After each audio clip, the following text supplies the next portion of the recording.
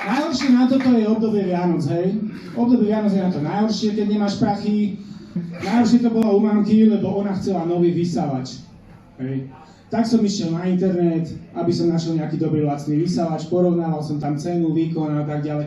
A úplnou náhodou som natrafil na jedno porno. Nie, naozaj náhodou, kde jeden Nemec v mikulášskej čiapke súložil s vysávačom. Nie, fakt to bolo na alza.sk, ten pán tam písal recenziu. Počúva, ale on ho nejedal do tej rúry ako normálny človek. Rovno dovnútra, chápeš? Som rozumel iba ich liebe dich meine kleine Elektro. Poviem vám, ja som už robil v automobilke, v leteckom priemysle, ale takúto precíznu kontrolu kvality, to som ešte nevidel, fakt. Ale zase na druhej strane to bolo fajn, lebo s mamou sme mali tak predstavu, že aký asi ťažký, veľký, viete.